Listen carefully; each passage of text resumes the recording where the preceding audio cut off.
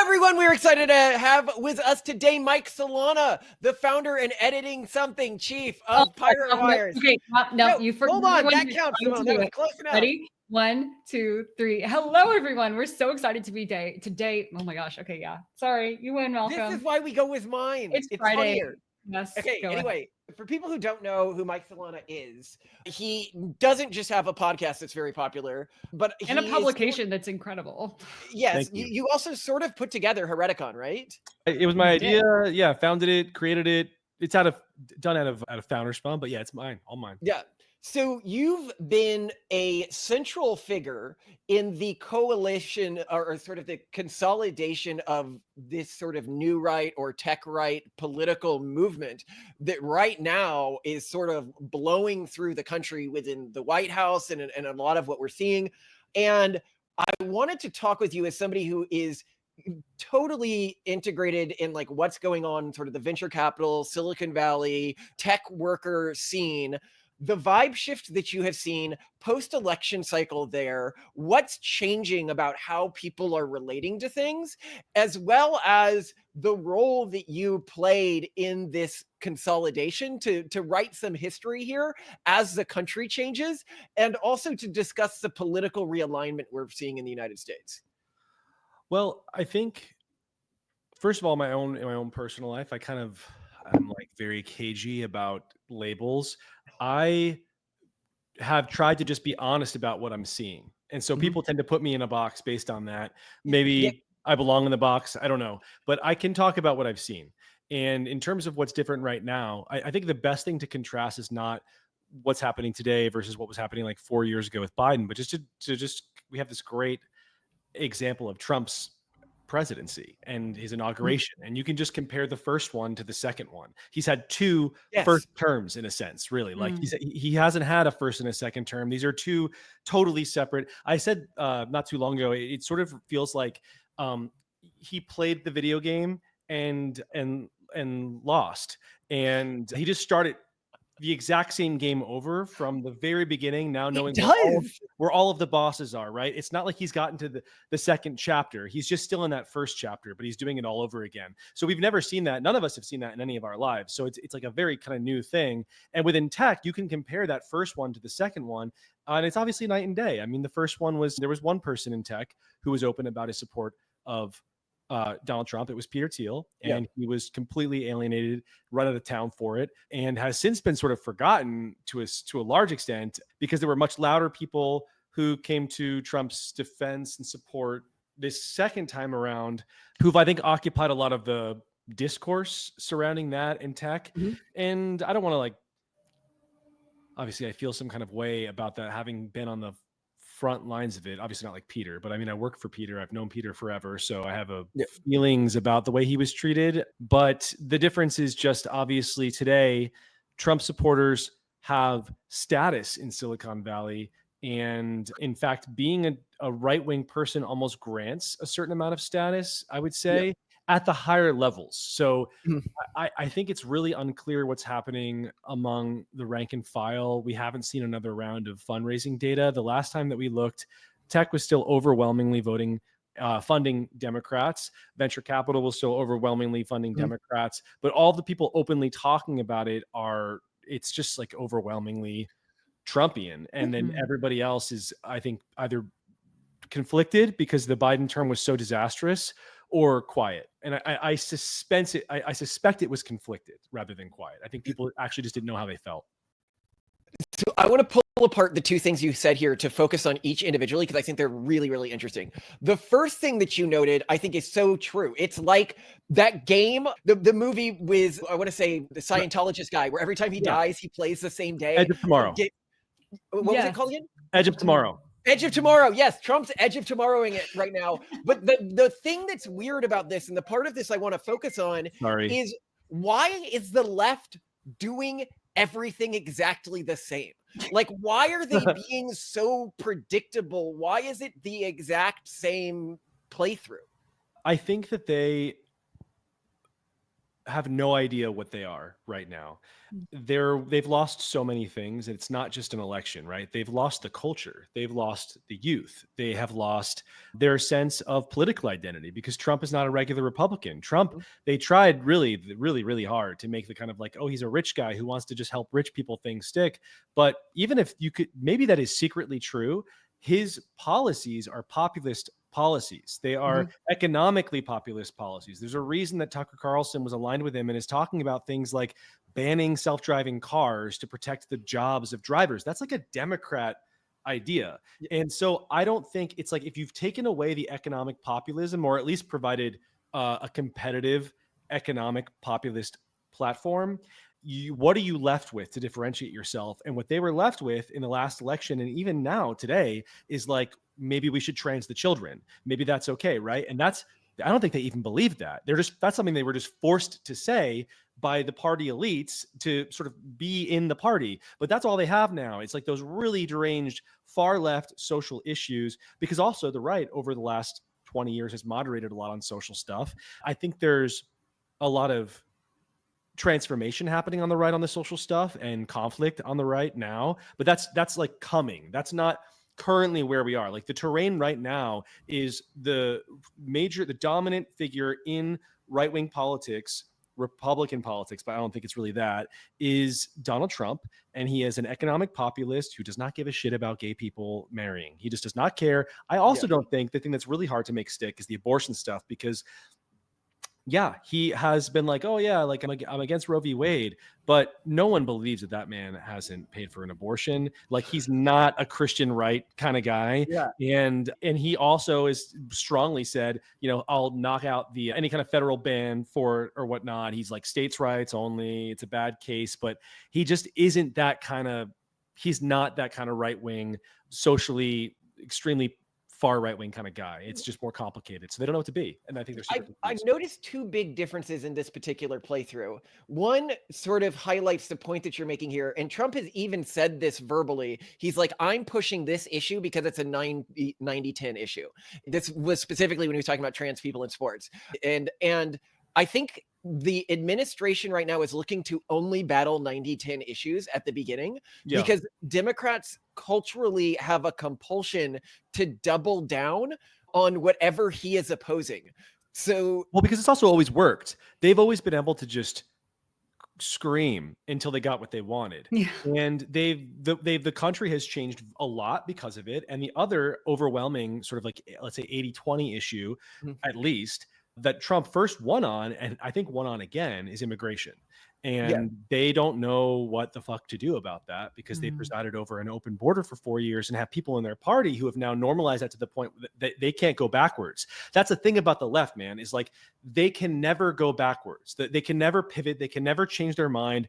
Trump doesn't care about changing his mind. And he's also not a Republican. He doesn't care about Republican baggage. He's just this guy who's doing what he thinks is the right thing to do. And so it comes off like common sense rather than ideological. Yes. Well, so the second thing that he's doing differently this time, and I want to hear your thoughts on this, because this is like a huge difference. It's like when you're choosing to run for president and you're like picking a character, like your character is your VP in many ways in terms of like how you're colored. And the VP he picked sort of demonstrated a completely different alignment. I mean, Mike Pence versus JD Vance, it was really like the GOP Inc. versus the new right or the tech right. Well, I wouldn't even say it's the tech. I mean, the tech right thing is something that's put on. That's like a Steve Bannon likes to. I think because there's a tension between Steve Bannon and the tech right. With JD Vance, I think it's complicated because he's come out like in favor of Lena Khan and people like this who want to regulate the hell out of the industry.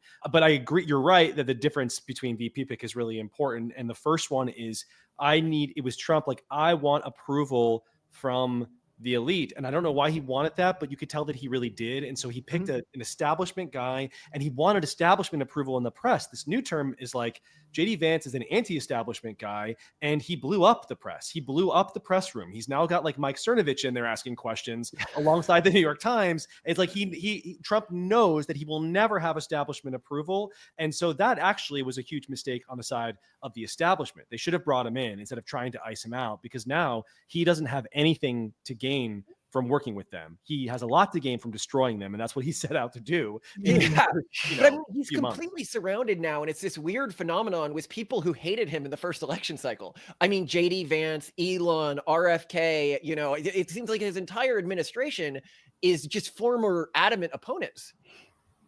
I don't know that JD Vance was ever an adamant. I think it's like he has some comments that he's made and whatever, but he wasn't like. I thought he led like the Never Trump movement practically.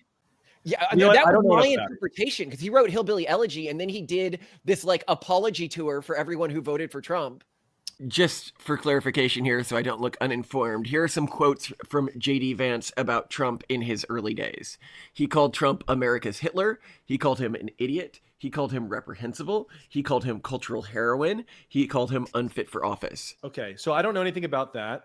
I know that the hillbilly. I know that he's defended Trump supporters and things like this. I don't know if how committed he was to like the sort of never Trumper cause in the beginning. It's definitely true that the others were against it, but even Elon, I feel it's like you have to think back to that period of time, and I give people all sorts of grace because at that period of time, we were living in like a one-party state, which became very apparent the moment that Trump entered office and the whole entire deep state apparatus rose up to prevent him from doing anything and then tried to put him in jail for the following 4 years. And I think that was really the radicalizing moment for most reasonable people. It was like, you maybe didn't support him in 2016, you maybe didn't vote for him in 2020, but what happened after 2020 was really scary. That was like the coordinated tech thing to deplatform him. Then the government went after him, started putting his allies in prison, tried to put him in prison. I think that he would be certainly in prison at this point or on the path to it if he didn't win. And that's really scary. And so it's like everything the left is saying about him, I've not seen that from him, but I have seen it from them. And the sort of jig is up in that respect. Like you can't really hide the fact that you tried to put the front runner presidential candidate in jail, like in the middle of an election. So you're going to hypothesize where the left goes in response to this? Well, I think they have two choices. I think the first choice, no one wants to hear this, but I think that Gavin Newsom starting his new podcast is really interesting. He is a total sociopathic political creature. He's like a classically presenting sociopathic politician in the late 20th century model. Yeah. Yes. He's like a Bill Clinton kind of person. It's exactly what's coming to my head is Bill or Hillary Clinton. Well, he feels he feels more like a mayor out of Gotham City. I'm just a poor schmo. Got lucky. I wish I could hand out world peace and unconditional love. Intimidate me. Bully me if it makes you feel big. I mean, it's not like you can just kill me. Actually, it's a lot like that. Like to me, he's more of a comic. And I grew up in San Francisco, like right next to it. I grew up like sort of around, like just steeped in his lore. It just feels comic bookish. Yeah, I think though that he's really smart and really underestimated, and the fact that he's now speaking to like Steve Bannon on the second issue of his or episode of his podcast is really fascinating to me because what I saw while I was watching the clips of that was he had clearly never ever in his life had strong pushback on any of his ideas, even on the issue of was the election stolen. That's not something that he's regardless of what you think about that question, that's not a question that Newsom has ever had to answer before. He's never had to beat back against the argument that it was stolen. And so to have him there laughing it off and pivoting in a smart way, he's also learning. The fact that he's even talking to Steve Bannon means that he's learning from the culture. His son is obviously red pilled and he's like, holy shit, why is the youth Republican all of a sudden? And so he's trying to talk to these people. He's going to learn or whatever. He'll still be a sociopath. He'll probably be a centrist and he'll have some better signaling. Or what I think is much scarier and maybe more likely is the like Hassan Pikers of the world, the pro, like the Luigi Mangione left, the populist, radical yay murder left, the pro Hamas left. Like, and I think the Hamas thing is less important as the reaction to Luigi Mangione has really frightened me because it's so earnest and so deep. And it also crosses into the world of Trump supporters. Anytime a left-wing policy, you start seeing Trump supporters talk about it, is like, oh, that's a real policy. That's like a Bernie Sanders Trump overlap kind of thing. And I think that rather than put up that little, I forget his name, he's the ex-Parkland kid who became a leftist activist and had the pillow company briefly, and now he's like a DNC chairperson. Yes, we know of him. We don't know his name. So that little dweeb, Yeah. rather than him, if they put Hassan Piker up there, who has a lot of energy, is good looking, is very, I wouldn't say he's masculine, but he peacocks masculinity, and he has a lot of young male supporters, and he's a total monster, like an actual earnest, like the kind of guy who would have put all of us in prison, had all of us killed in a communist revolution, like they might win. So those are the two paths. I think the energy is actually on some form of the populist left side, and we'll see what happens. That's really interesting. Okay, so I'm just sort of thinking through this in my head. If they go the Hamas Piker path, I actually think that would lose their support from the mainstream institutions in the same way, like when Trump ran the first time and the Republicans had to sort of like recoordinate, because he's supported like the kill. He said babies are legitimate military targets. Sure. But what has the left not normalized? Give me like a crazy left-wing policy that they have not normalized. I mean, open borders now is a normal policy. The transing of youth, women, let's say biological women competing against biological men in youth sports. Like these are all things that 10 years ago we would have been like, oh, that's crazy. Free speech is no longer, it's like we must do government censorship, right? Like that's a mainstream Democrat position. I do not trust that there's anything that they won't actually normalize. And so I think that you might be right. That is really scary, a world where that becomes normal. I feel like your average American, though, if you get out of especially coastal cities, is not cool with that stuff. And I think that whether or not we see a radical left versus a reasonable and corrected, like market corrected left, depends on trust in institutions. I think that the reason why Luigi Mangione is seen as a saint is because there is this fundamental sentiment that there is no law, there is no order, there is no justice. If you are not wealthy, if someone steals from you, if someone attacks you, if crimes are committed against you, well, sorry, nothing's going to be done. And I think if the Trump administration manages to restore some sense of faith in institutions, like, oh, now we actually prosecute people for breaking the law, that would be kind of huge. So I'm really watching closely to see what happens. With the fact that he's doing the things that he said on like immigration, for example. That's huge. That's huge. Like, he really didn't in the first term. And in the second term, it seems like it's all he cares about.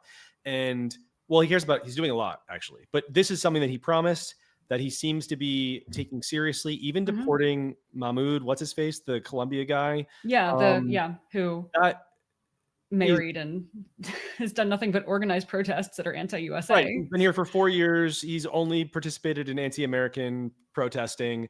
It's like he's being deported. And that's a difficult move for Trump for a variety of reasons. Because I think there's actually, once someone gets a green card, due process enters this, it should be harder to kick them out rather than if they were just here on a visa. It seems like he's just doing it. You know, the optics there are not great for him, and he doesn't give a shit. He's like, this is the kind of stuff that I talked about. If you hate the country, you're going back to where you came from. If you don't belong here, you're going back to where you came from. And these are things that, you know, people have a harder time talking about online, including friends of mine who are on like the more centrist people, more thoughtful libertarian type people. Yeah. But when you just talk to anybody who's regular, they're like, oh yeah, why would we want that person here? Obviously, you should go back to Syria or wherever the fuck he came from. It sounds like he likes it better. Why would we don't want him? Why do we want him? Yeah, it seems like active enemy propaganda, like in our school system.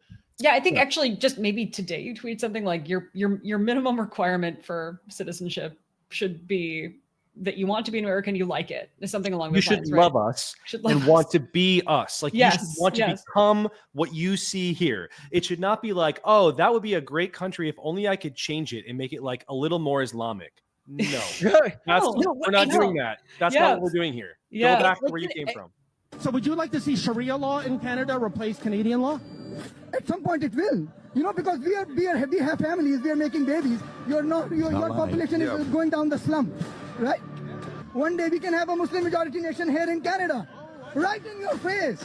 All of these people who point out that you have these big protests going on in California where people are protesting being sent back to Mexico with Mexican flags. Right. And it's like, what?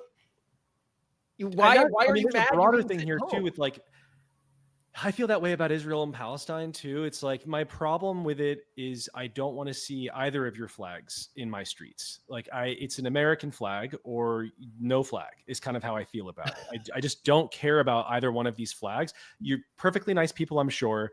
Definitely what happened on October 7th was disgusting. Like definitely it happens a lot. Terrorism is bad. All true. I don't want your like multi-thousand-year-old blood feud being litigated in the streets of New York City. It's like, I just don't want to see that. And this is the problem with immigration. And this is, I think, the reaction of the average American who is looking at this like, why the fuck are we even talking about this? This has nothing to do with us. I don't want to have to think about this. I don't care. And Trump is just, he has like an instinct for that. And he just talks to the people who no one else talks to, which is most people, by the way. That's like most. Yes. Well, and again, I mean, it's not just him mentioning 90-10 issues. I'm hearing it more and more, even on issues when he doesn't plan to support them, like with daylight savings. When he was asked, will you finally get rid of daylight savings? He said, well, this is more like a 50-50 issue. I'm not going to touch it. No matter what I do, someone's going to get mad. It's so refreshing to hear a president look at what the majority of reasonable people want and try to get that, because it seems like we haven't done that for a really long time. He's not ideological at all. Yeah. That is the thing that people get so wrong about him, is he's actually, I think, the most pragmatic president we've had. You see this on issues of things like trade, and also things like, I mean, any policy position he has, it's never about what should the world look like. It's always about like, well, what is the landscape? And how do I get the best deal possible based on what people all seem to want? He's all about making deals with people. He loves striking deals between people who don't want the same things. He loves brokering those kinds of deals. And that's just unlike, we've never seen anything like that. For better or worse, it's just a new thing. And I find the honesty of that refreshing. So I want to transition from this into the second part of the very first thing you said, which I thought was just really interesting, is the conversations that are happening on the ground. The nature of them is really changing. And you mentioned it a little bit here in terms of like what people are saying. I know from my experience, I got this email chain from Stanford MBA, and it was from my class, and it was all of them were like panicking. I was like the one person who would just went on it and started magging. And I probably really burned my chance of ever getting a job through that network just by being like, hey, if you ever want to talk to somebody with the opposite perspective. They don't. Newsflash, or narrator's voice, they did not. they did not. But the at the same time, you know, we have people on our show all the time who have nothing to do with politics. Like, I'll invite somebody on because he runs like a statistics channel on fertility rates in like Eastern Europe or something, or a religious thinker. And like before the recordings turn on, it's always like, oh my God, like, I'm so glad. Like, I wish I could move to America, or I'm so jealous for what you guys are getting to go through right now. Or like, I heard that a lot in Europe. How is this? Is it like filtering down from the top within Silicon Valley, like in the intellectual class of Silicon Valley, because we're really connected to them? I'd call it like the EAosphere, like the former effective altruist community. Like the top intellectuals who we have connections with are like, they're moving more centrist on this sort of stuff, when previously they would have been hyper reactionary against it. But I feel like the rank and file still think they're supposed to hate Trump. Yeah, like that's sort of what I'm seeing. That's the culture of, there's this thing that is like the aesthetic of thoughtfulness, and they feel you have your centrist people, your like YIMBY type people, any kind of wonkish policy person, your former EA type people, your rationalists. They care more about projecting a sense of their own personal thoughtfulness than they do about securing high level goals. I truly believe this for the country, like just positive, let's say growth, borders, law and order, things like that. They don't care about that as much as how they come off to their friends and things like that, which is a weird thing to say because they're rationalists and they're not supposed to care about that. But that is truly my read of most of them, even the ones that I like and were friendly or whatever. I think that that's what's happening. And there's nothing about Trump, the aesthetics of Trump, there's nothing reasonable about them. He comes off way crazier than he actually is. So the way that he just, like, even on tariffs or something where it's an issue that you could actually get behind the idea of reciprocity in trade, he just every day is announcing something new. And so if you're like, your aesthetic is thoughtfulness, that, well, that's not thoughtful. He didn't think it through. He's changing his mind. He changed his mind 5 times. What does he really believe? And I look at that and I have to do the math. And I've now known him for, not personally, but I've watched him for however 10 years almost. And it's like, oh, he's creating leverage out of nothing in advance of some kind of trade negotiation or deal negotiation that I don't even know anything about right now. The other day I saw him throw Google under the bus for something, and I was just thought to myself, like, man, I wonder what he wants from them. Like, maybe that's what's happening, right? Like I don't know what's going on over there, but probably something is going on there. And so that's how I approach Trump, is just the principle of charity. I just assume that he's not deciding, oh, I would really like to tank the economy today by doing something crazy. I would like to just tank the stock market or whatever. My assumption is there's a plan, and I just don't know what it is, and we can judge him for it in 6 months or whatever. And it's like we can change whoever's in charge now anyway. So I was talking to a New York Times reporter today, and she was like, well, what do you think of like what he's done to the economy? I'm like, he didn't like plan to tank the economy. Even if he did, he meant for it to be short term. Like, his goal is to make the American worker feel more secure. Like, well, and also just to shore up manufacturing security. And that is a goal. It's like we just fucking forgot that that's an important goal. COVID happened and proved that that's an important goal. It proved that it's not just a thing that you should care about if you are this plebe who is saying, oh, I wish that I could afford a home, and you're a rich person who's like, you idiot, that'll never happen again. That's not what we do here anymore. We don't give you like great middle class jobs. It's no longer just an issue for those people. It's an issue for all of us when you have a country like China controlling so much of the manufacturing, and then they're also manufacturing viruses that they're then releasing, and then they're hoarding things like PPE.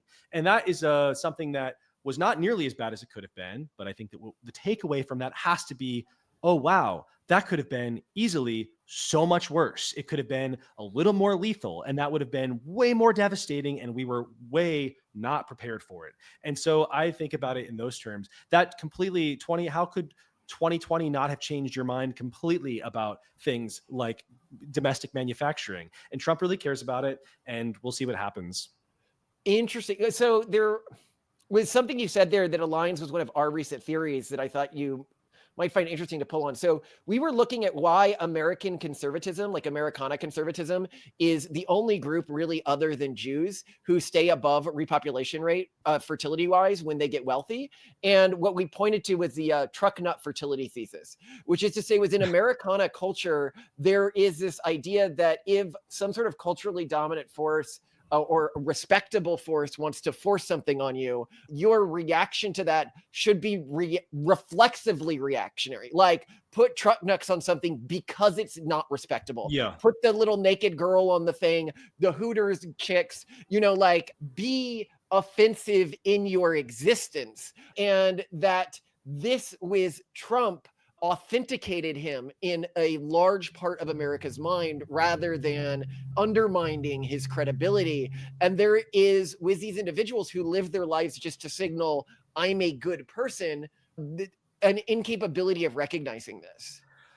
I think that's true. I think that the way he talks, even just the cadence and the strangeness of his vernacular, is all signaling a segment of the population that is considered not elite to elitists. And when people like my parents heard it, all they really registered was like, oh, this guy hates all the same people who I hate. They don't care that he was rich. They don't care about his dumb real estate deals in New York City, which, by the way, like, does anybody think that there's no corruption in real estate in New York City? Like, I thought seriously, that was the only way to do real estate in New York City. Like, they don't give a shit. They're just like, he's going to throw a grenade at the machine, which I can't stand. And if he doesn't do that, we're going to have a problem. And then he didn't do it enough, and there was a problem in the election, is my read of the 2020 election. It was like, he didn't do enough of the shit that he was going to say. But I think, the way that he speaks, the offensiveness, everyone thinks that's fun. His supporters think that's funny, and they register it as, oh, he cares just as little about, he has just as little respect for this system of morality, the elitist morality, as I do. These people are people who grew up saying, before white privilege was a phrase, it was in the early 90s, you still had politically correct language. And there was this idea of like, why the average like working middle class white person is like, Yeah. what do black people, what do I have that black people don't have? Like, no one has ever given me anything. Why do I have to have this like reverence for this idea that the black person is persecuted or something in 1992? They just never believed that because their lives weren't that good and they were really hard and the government wasn't giving them anything. And so to show disrespect for that system that never in their minds gave them anything is absolutely part of his credibility. They're like, oh, he gets it. That's a guy who he hates the same stuff that I hate.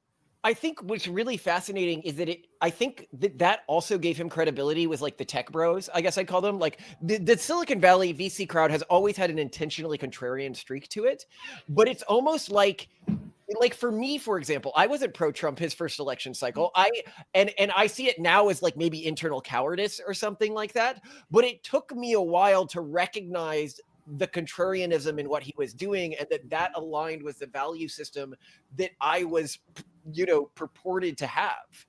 I don't agree. I think that it was more a matter of, for the people who are maybe more famously pro-Trump, like David Sachs and Mark Andreessen, that's probably true. But for the rank and file, like all of the, like the Mark Zuckerberg and the Google people calling up Trump and everybody was donating to his inauguration parties and stuff, that was much more about tech had tried for years to be a part of the elite and succeeded to a certain extent when he was censored. While Trump was in office, they succeeded. Like there was a huge, it wasn't just, remember, the tech platforms or the speech platforms. It was like every tech company cut Trump off and were lockstep with the Democrat elites who were in power. It was like a very scary moment in American history, I would say. Yeah. Like, that was like straight up, like we were teetering on the brink of real authoritarianism at that point. And I would say that most tech people were aligned.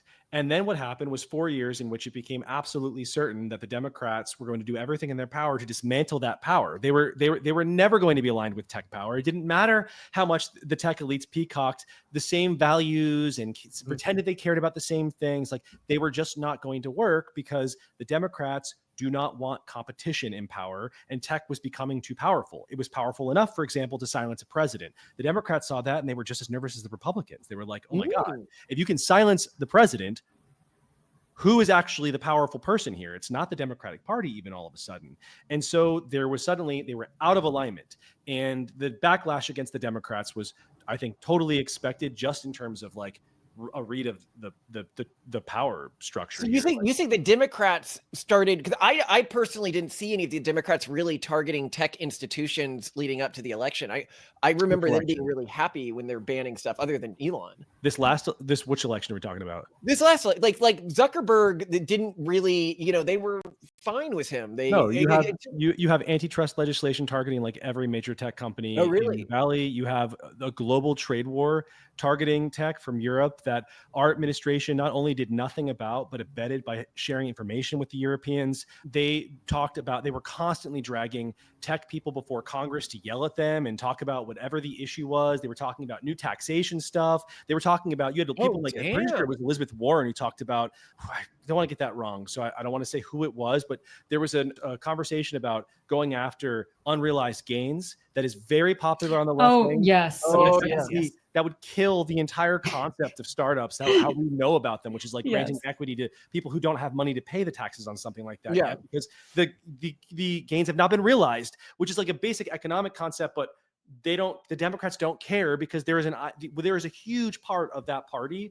Many centrist Democrats would care. And in fact, there were many Democrats in Silicon Valley who absolutely cared and talked about it. But the Democrats have in their party a group of people who do not believe in like industry as a concept. This is like, they're very socialist, and it's not a small number of people. And so I think at that point, when they were in power and all of this happened, it was like, wow, if we want to keep on existing, we cannot work with these people here. Maybe that party will crash and burn, and the new version of the Democratic Party we will be able to work with. And that's, I think, what someone like Gavin Newsom is trying to demonstrate. Even in his rhetoric, he's trying to demonstrate that. But what we currently saw, the Biden thing, whatever was in charge while Biden was technically the president, that thing, the tech industry it was straight up pragmatic. It was like, we will die if this is in charge. So Fascinating. So no, and I think you might be right about this. It's very different from my intuition of what was leading the tech community, which was, if I look at like the words of the tech people, like Mark Zuckerberg,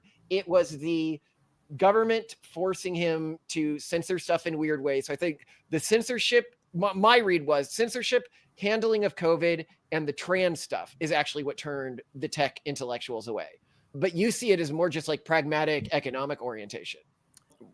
Well, it depends on who you're talking. If you're talking about, like, again, the Mark Andreessens and the David Saxes of the world, I think those are always thoughtful people who kind of disagreed with that stuff. And their opinions are not that different now than they were, I think, a while ago. If you're talking about corporate leadership, the C-suites of all these companies, I think it was just straight up economics. And for Mark specifically, I think there is something earnest to the evolution there. For someone like Jack Dorsey, who I've covered really closely, I absolutely believe there was an earnest intellectual, like philosophical development there. I think that he saw what happened during the Hunter stuff, not even from the administration, but from his own team, from himself, from what he had built, as really antithetical to all of his like crypto libertarian values, which he has talked about forever. I think he was horrified by what he had become. And I think he worked to put Elon in power to end that whole entire machine. I love Jack. I defend him all the time and people always get mad at me. But I think that he is one of the most earnest. That's like the most earnest evolution on the issue of the safety stuff. He would maybe even argue he never evolved. I don't know. But his company certainly had become something really terrifying on the censorship stuff. So he ran Blue Sky for a bit too, right? Like he was on their board. Well, yeah, that came from Twitter. And he pulled out. Yeah, he was on the board. Blue Sky was a protocol developed by Twitter. That's why they don't like own it now. It's not a part of the company. But then he was on the board, and then he left because he was like, well, this just became the exact same thing that Twitter was. What are your thoughts on, because we're talking about like how it almost became fascist in the US with the alignment of censorship and government. And yet I look at what's happening in Europe and the shutting down of election cycles, the extreme censorship.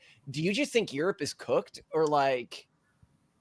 Yeah, I mean, this is a good example of, we were saying, oh, well, not everyone in the like most people in the country aren't going to stand for these crazy ideas. That could be true. That can be true, as it is true in Europe that most people in Europe believe that you should want to become European. You should want to be, if you're German, coming to Germany, you should want to become German. You should want to learn German. You should want to integrate with the German population and ultimately be a part of the German nation. You can all believe that and still have people in charge of your country who are doing things in the opposite direction, because they've really seized power, and the democracy doesn't matter at that point. So the only thing I think that is going to stop what's happening in Europe is some kind of,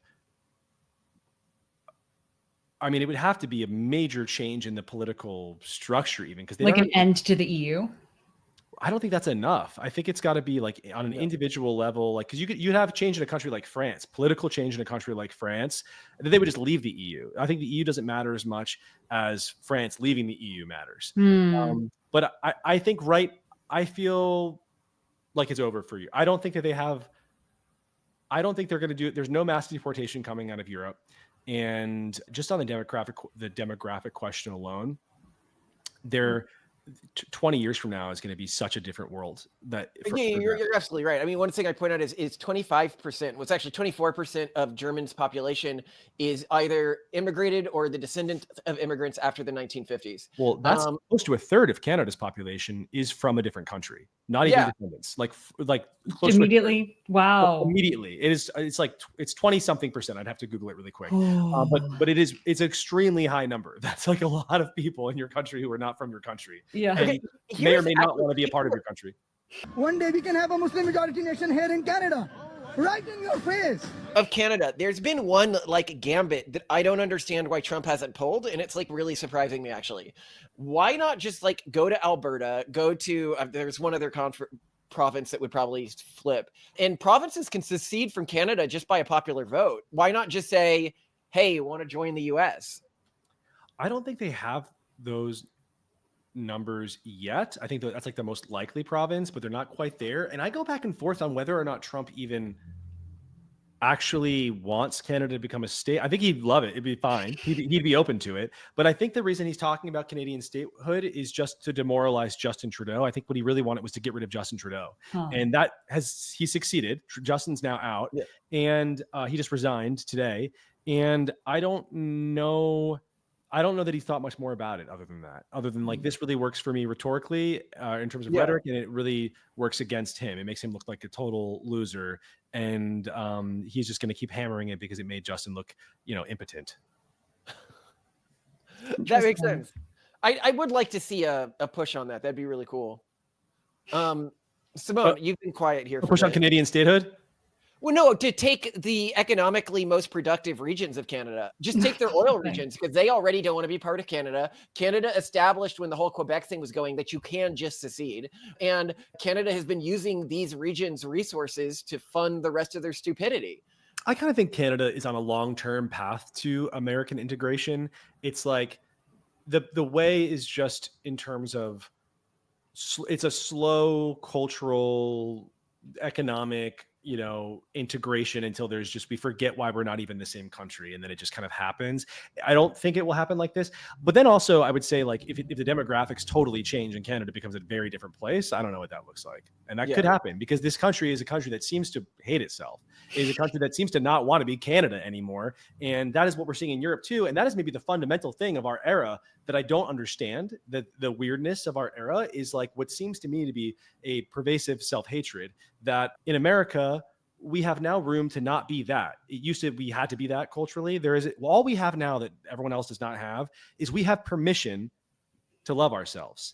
And they don't have that in Europe. And in fact, when I was abroad just about a few weeks ago for a conference, I was in London. And that is the thing that everybody kept saying was like, man, I wish that we had that over here. I wish that we had people who loved it that much over here. It seems so fun and exciting to be over there right now. They didn't even care about the policy.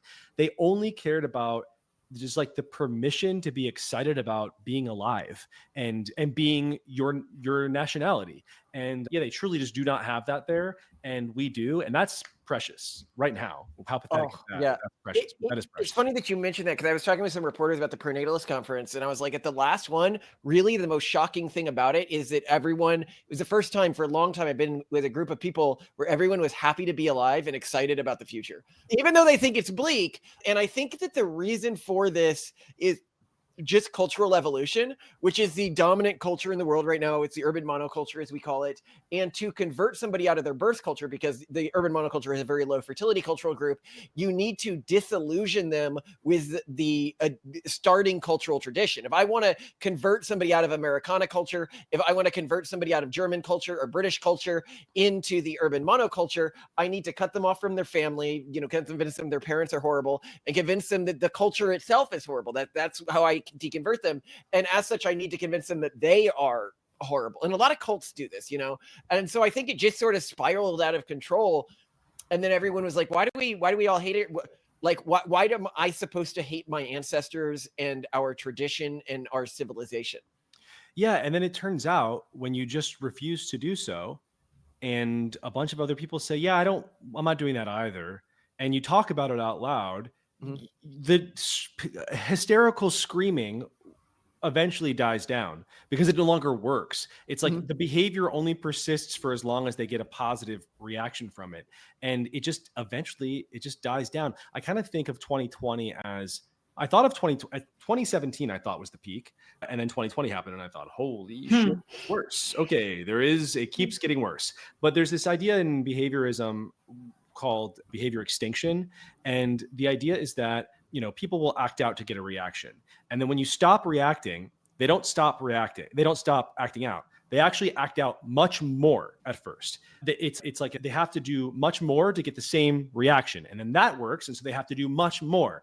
And the behavior extinction happens when they act out as much as they ever acted out, and then they don't get the reaction, and then it dies. And the behavior being the sort of woke behavior is broken. And part of that sort of constellation of bad ideas was this expectation that you hate your culture. In America, at least, that no longer exists. That behavior has gone extinct. And those people still, maybe there are people out there that have those ideas, but I'm allowed to not, and nobody can stop me, and nobody even really cares, which is why I find so tedious the people who are still doing anti-woke content in 2025 as like their whole beat, which is like every day it's woke whack-a-mole. It's like, look at this blue-haired idiot telling me that white people are bad. It's like, no one cares anymore. I don't care. Like, no one, doesn't matter what that idiot says. They don't have power over me anymore.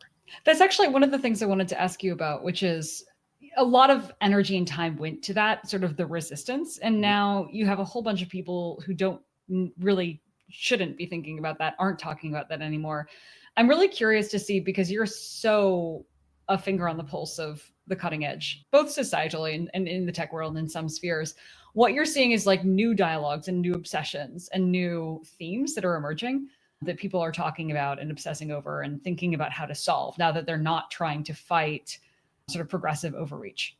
I think that whenever Trump is in office, he casts this like crazy smoke screen. I'm trying to find the right metaphor for this, but he just makes it hard to think about anything else. And so I think a lot of people are distracted by him, and I'm trying my best to sort of be like engaging with the culture, but to not be distracted by him from like, I'm sort of really refusing to be upset ever by anything that's going on. And whenever he says some crazy thing about tariffs or whatever, I'm just going to wait a few days and see what we learn. And people get mad at me for that, but that's just how I'm going to move on. But I think a lot of people are distracted by him. I think on the far right of politics, on the far left of politics, there's total collapse and confusion. And not even far left, let's say the center left, that's where it's collapse, confusion, disillusionment, sadness. They don't know what to be, and they're just not being productive at all. On the far left, there's excitement because the center left is dead. They have no competition and they're gaining followers. Then on the far, not even the far right, the whole spectrum of the right, there's a huge war for what it means to be right wing, because Trump is bizarre and he's not the future of the party because no one is like him. No one else is as pragmatic as him. Even the Trumpians, like, they're Trumpian. He's not Trumpian. He's just Trump. It's a very different thing. There's no philosophy there for him at all. So whoever comes next, that's the war. And you see it, I think, on both the economic side, where there's a conflict between the Bannon types and the sort of the tech right or the Elon Musk types. And then you see it on the social side, where there's also a conflict between like Elon Musk and he's like Genghis Khan. It's like, how many kids is he going to have with random people, and the Christian right, the people who pretend they're the Christian right, the trad right, which started as a meme and feels more real to me by the day.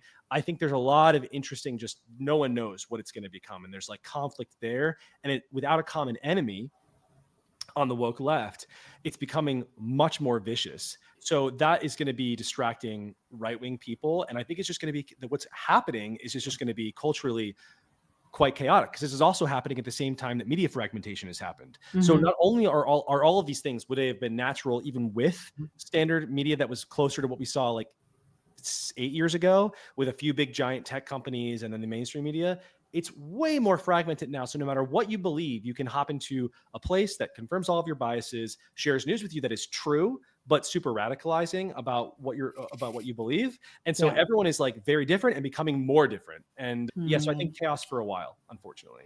Okay, here's a question that leads from that you might have an answer to, because I asked Simone about this. So Hassan Piker is most popular Twitch streamer. If you look at the most popular long form podcasts, 8 out of 10 of them are right wing. Why do you think the podcast scene has gone right, or right wing people succeed in the podcast scene and on YouTube as well, and the left is becoming focused on things like Twitch and TikTok? I have no idea. I don't know. I had this idea. Yeah, no, I don't know. I actually have no idea. I just know that it's true. And I don't know Twitch. I'm not familiar enough with Twitch to know who the other popular people are. I know that a lot of what they do is, they love to fight with each other and get on each other's shows and attack each other. That used to be popular on YouTube, and it's not really as much anymore. And that was at a time when YouTube was more left wing. I don't know if there's something related to that it's all more, he's just like a good WWE kind of star. I don't know. That brings me to another point where you're like, people used to fight when you had the lefties in control. It's something that you mentioned as part of the narrative, which is personally not something I'm seeing. And I've sort of taken it to be like a left wing gaslighting, because, they do a lot of this with media, is that the right is now fighting each other. I just personally haven't seen that much of the right fighting each other. I mean, you see it even with just like the Babylon Bee talking about anti-Semitism and getting attacked for it there are all sorts of sort of Israel skeptical. Where you really see it breaking down is on the question of Israel and Palestine, which is like a shadow war for all sorts, or a proxy war for all sorts of ideas about nationalism and the influence of Jewish people and things like that. And I try my best to just stay out of that entire thing, because I think it's, one, not what I focus on America only, and then two, it just seems like there's no way to enter that world and not become like a way scarier person. I think that you just become the things that you fight, and everybody there that's fighting, that I see fighting, I don't want to be like. So I've just tried my best to stay out of it. I worry that fight that's butting up on the right is going to kind of overtake us all, and we'll be dragged into it and have to pick sides or whatever. But for now, I don't think we have to. But I do see a lot of fighting on the right. I think it's on the question of Israel's influence, the influence. You see Bannon really trying to gin up fights between what he calls the MAGA right and what he calls the tech right. I don't believe in that distinction. Maybe it will become a more serious distinction in the future, but he for sure feels a conflict there. I just saw him on the Newsom podcast talking about the tech oligarchs, and he hates the influence of tech people on Donald Trump. I think this Elon thing really, really, really bothers him, and he's going to stoke those flames until he gets back into a position at the right hand, I think. But yeah, those fights I see a lot. I think the left is correct about those. I actually haven't seen the left talk about this as much. Yeah, it's interesting. My read of Steve Bannon, and I could be super wrong about this, is he's just like deep state slime, and like everybody recognizes that now, and he's mad because Elon is showing that he was the Elon of the first administration, and he did effing nothing. Right, exactly. He failed. He ended up in jail. By the way, that's what happens if you fail in this game. You go to prison. Like, you lose your life. That is what they proved, and that's why the stakes are so high, right? Like, everyone knows. Elon's going to prison if he doesn't nail it. This does not succeed, we all are going to jail. Like, that is what is going to happen. They say it. They actually just fucking say it. It is like they lost the game fair and square, and their response to that is, we should do communism. And that's the scary thing that's hanging over our balance. And that's why I worry about people like Hassan, because I think that he's the only one who's being really honest about his intentions. Yeah. Well, and people find that honesty very attractive, very appealing. I mean, for the same reason they love Trump. Which is a very difficult question you'll have to answer eventually if that conversation picks up, is like, do you have to act like them or something? Because that, again, it's the only way to survive a fight like this, I think, is you become I don't know if you can even resist it. If you're in a fight with someone, I think you just start to become them. That is what happened with everybody who fought the woke people. Is like, you just fought fire with fire. You became obsessed with the culture wars. You became, and I say this even a little bit like just self-reflectively, like, I became too much like them over the last few years. I don't regret it, because I don't know that I could have been effective in that environment if I didn't.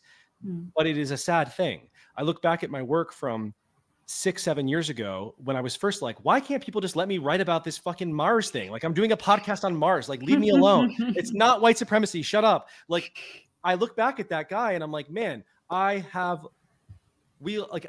personally lost a lot by fighting this thing. And I want to like get back to it, but it's hard. Like, you change in this kind of idea environment.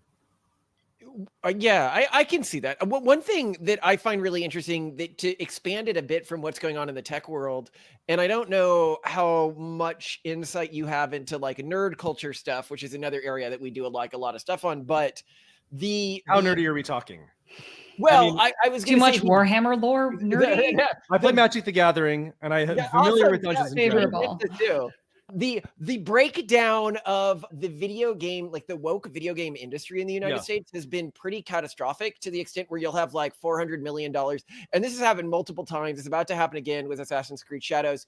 400 million go into a project and like 500 people buy it, or like 1,000 people buy it. And it's destroying a giant industry that was like the major media industry. And at the same time as I'm seeing this industry burning, I then see the news media, like the traditional CNN, it almost feels like a light switch flipped, and everyone now is like, oh yeah, they're not like meaningful sources of news anymore. Even the people who work at these companies Well, even the left, they're like, oh, they're too right wing or whatever. Like, there's the trust in media has totally collapsed. But I think I was going to say, as you were talking about, I was going to connect it with media, and I just see that as opportunity, especially as AI, as our AI tools advance, and we are more able to create these things more easily ourselves. You're just going to see new gaming companies and new people, even or gaming people, single individual creators of incredibly popular, beautiful games. You're already seeing that on the media side, and that's maybe the future of everything: is people doing more with less and creating new institutions, new amounts of status and power and wealth and things like this. It's funny that you mentioned that. We're actually doing that. We're building a video game company right now with AI, which I'm really excited for, because the big like institutional players are so bad at using AI effectively. Yeah, I mean, well, it's so new. It's like, and no one is ever super incentivized as a giant to embrace the new thing for this, like what is the famous innovator's dilemma? You don't want to be creating the thing that's going to put your bread and butter out of business. I guess they should be able to use new tools, but if they create tools that give way more autonomy to the user, just to get to a point where you start to wonder what the point of this thing is, which is like, you know, that's what kind of is happening with the Substack ecosystem and social media and stuff like this. It got to a point where I remember the whole blue check conversation was so crazy in when Twitter was still Twitter. And the first thing that Elon did was he was like, I'm taking rid of you no longer get blue checks just because you're like this anointed, high priest of the establishment. You're going to have to pay for a blue check, and anyone can have a blue check if you're a person and you give me money. And they were furious, but the shift had already happened. Like, no one took that blue check seriously. It was just like, you don't deserve this because you have 400 followers and you're crazy and you happen to work for like Vox. I am more influential than you. And that's crazy. Like, you're not more special. You don't deserve a special suite of tools and access to the administration or what I consider my administration, which is whoever runs Twitter.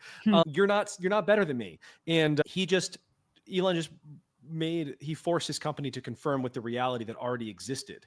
And that's always a really interesting place to be, when there is something that everybody already knows to be true, but you can't say it, or everybody is already doing something, but you can't talk about it or discuss it or plan for it. And then someone just says, this is the real thing. This is what we're doing. This is reality. And people love that. It's like, thank you for saying the truth. And also now the world is different overnight. We're going to see a lot more of that in the coming years. So what do you think the things are? What is one thing that you think most people kind of think, but you can't say? About social media or the news? I think people realize that we live in a post-job economy already. And that also money doesn't matter anymore. Those are my two big things. It's in the process of not mattering. And Elon has said this as well. Like, because of AI? Because of AI, and also because of sort of debt cycles and inflation, and we're headed towards a jubilee that's not going to play out like a jubilee. Like, Social Security is going to fall apart, but then I think the government's just going to mint money to sort of cover it.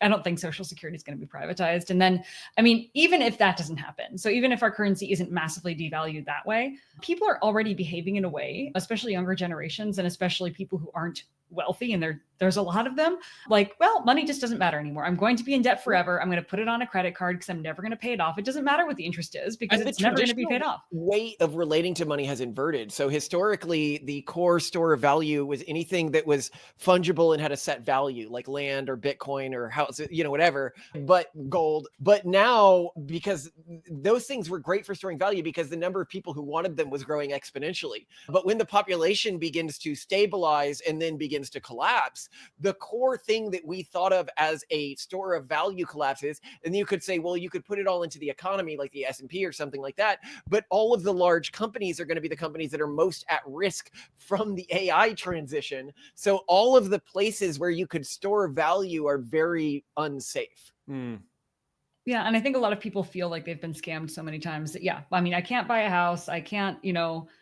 afford this. I'm in debt. Money doesn't matter anymore. Everything's going to be on credit. And eventually we're going to say, I mean, this happened in Japan a couple of times where they're just kind of like, okay. Actually, you're right. It is always a part of the beginning of demographic collapse. Yeah. What debt? It's gone. So yeah, money's going to go crazy. And I think a lot of people are even the idea of our national debt. Like, I don't know how you pay that back. So do you just have to say, I'm not paying that back? I think that's actually how it ends. Yeah. Sure. Well, I mean, our currency can be massively inflated until it doesn't really matter anymore. And, the portion of our budget that it becomes is going to be so silly because we get to just inflate it to high heaven. So yeah, it's something that we think about a lot because, you know, we keep, our kids are now becoming obsessed with money and asking us, you know, how will I buy things and where do I get my job? And we're like, no, you won't get a job. That's never going to happen. And we're now trying to figure out what to tell them to do. Help me understand. What do you think is going to happen rather than having a job? You're going to have to create a niche personality that is capable of selling gatherings, events, access, or artisan goods of some sort that people want, that a niche of people wants. That action of the population. So what happens to I don't know what that world looks like. There have been worlds in the past, and I think that people just fundamentally, like in our generation, aren't capable of accepting this. But if you go back to like the 1910s or 1900s, you know, you didn't have a welfare, you didn't have Social Security, you didn't have Medicaid. When people were poor, they just fucking died. And we're gonna go back to a world where a lot of people are just gonna die, and the rest of us are going to be scraping by, and there's going to be a few people with an astronomical level. There's going to be extended families, sort of. I mean, I think we're going to see a bit of a return to feudalism, where you're going to see sort of these walled gardens where the top 0.001% is going to be, and then these ecosystems around it, sort of in a feudal format. I think that there could be a world in which there's basically UBI, but then you're going to see systems kind of like you can see in prisons where your food is covered, your housing is covered, but there are all these artificial economies where people are making food for each other, they're trading services, they're cutting each other's hair, they're threading, they're doing all this. So there's going to be a lot of like human to human service exchanges, and that's for the everyone else who basically is just getting by. Yeah. Sort of living in these localized, and I'm not meaning even geographically, but often, sometimes we call them like techno-feudal, where like you're sort of living based on your cultural subset, like, you know, the furries over here and like the whatever, and they're all sort of exchanging services, and you're probably a member of a bunch, like you're probably a member of your geographical one, and then maybe one or two social set ones, like the FLDS and this geographic area, or like EDM enthusiasts of this weird subset and this local geographic area. And you're going to be exchanging goods and services based on that. And the ones who really thrive and manage to gain wealth, who are not part of the 0.001% who just maintain all the wealth in the future, you have to have some kind of celebrity status where that 0.001% comes to you for their artisan vegan leather bike shoes, because you are the one, the master, the one whose content they've watched, who, you know, they get obsessed with your artistry, or the fact that you can weave this rare silk fabric using the method used in the 1500s in some obscure region in China, that kind of thing. You gotta sell to the autists, and you gotta be an autist. I guess things will change. That's such a radically different world that not really. It's more like it's been for thousands of years. It's back to what things were. We're in the aberration. We're in the sci-fi world. What was it like? I guess the era of industrialization. Yeah, the era of industrialization, the era of basically with the cottage industries. It began with the British Imperial Empire, and it is ending with AGI. What I'm hearing is colonialism was not that bad. It was a good run. It was interesting. It produced a lot of cool stuff. It's just also, it's like a wave crashing on itself. It will produce something new. I mean, for us, this is existential because, you know, we want to have a lot of kids. We want to create a culture. We're building a religion. And so we've got to think about, you know, next 200 years. And I just think that things are going to be astronomically harder for the next generation.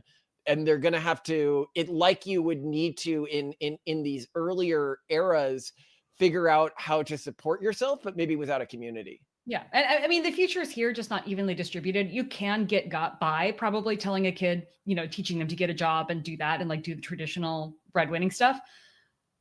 But it's going to be shakier. It's kind of like a game of musical chairs. There are not going to be that many chairs left. I think a lot of the people getting laid off from corporate tech jobs and from the government they're just never going to get jobs again. Yeah. Well, the good thing is we'll be able to see that happening soon, and maybe we'll have more information. The numbers are so off. Like the reporting's really off. So I feel like we're flying blind a little bit. In tech? In employment. And do people have jobs anymore? I think that we've gone off the rails. I think one good indicator that they do have jobs is the protest sizes have completely plummeted since the BLM era.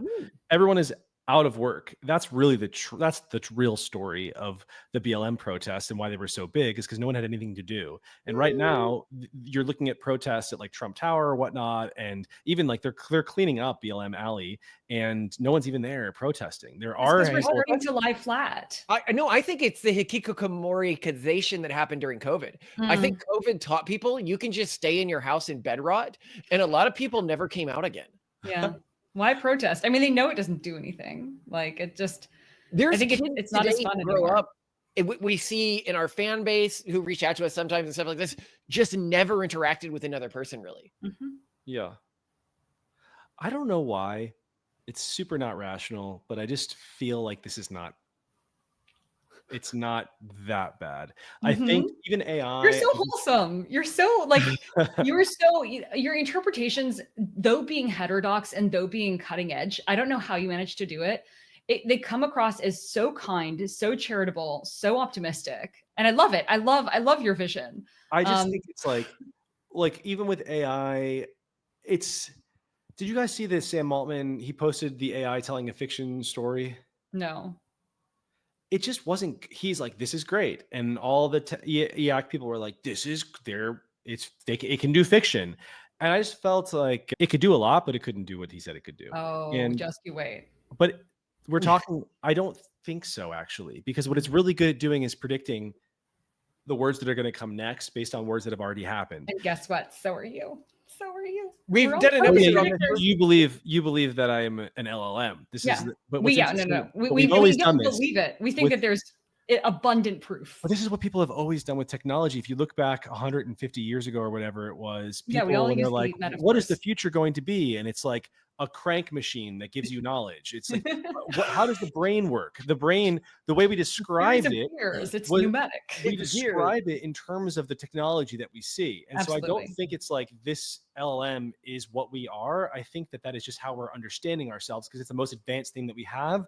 And we recognize that the brain is actually still the most advanced piece of technology that exists in the world by far. It's a very, very strange, and I don't think utilizes training data to come up with. I mean, like, as we watch our kids come online, it also needs energy. So does that make it like a car? Like, it's not the same. I think it's not the same. We can do things that it can't do.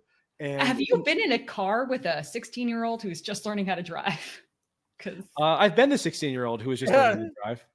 I note here that this is a bit different from times in the past where we have said, hey, humans work kind of like a machine. It would be more akin to if we said, hey, humans work kind of like a machine, and then we got the first fMRI images of a person's head and it was filled with gears. That is basically what's happening as fMRI's studies on how humans process language get better with LLM related stuff. We have an episode on that right here if you're interested in this topic, but I didn't want to derail this particular conversation too much. No, hold on. The smartest humans can do things that AI can't do. I don't know if like there's a few things that AI is bad at because they appear to be using different systems in our brains, like counting or something like that. But I don't know if, like, when I look at the language processing of AI, that seems better than 80% of humans, 70%. It's not about, sorry, I'm getting a phone call right now. Oh, and we've probably gone. Yeah, we'll leave you go. Yeah, we kept it for way longer than we said. I'm really sorry. This is another fascinating conversation. I wish we could have done more about it, but it's been great talking to you guys. Thank you so much. Thank you for coming. Is there going to be another Hereticon? I think there will be. Yeah, I think it'll. I don't know if it's gonna be the last one or not. Maybe these things will be good. It's I feel like a trilogy is important. Our yeah, fans, I'd love to have you on. Yes. Go check him out. Oh yes. Very similar to this show, but much more mild. And if you hate our AI takes, which like a big part of our fan base does, because we're very pro AI, like this guy is like us, but with saner AI takes. More optimism. This is good. Yes. If you like us, but you don't like our pro Luigi Mangione stuff, this guy is like us, but not pro Luigi. You see? Thanks, guys. Thank you so much. Enjoy your weekend. Cheers. You too. Bye.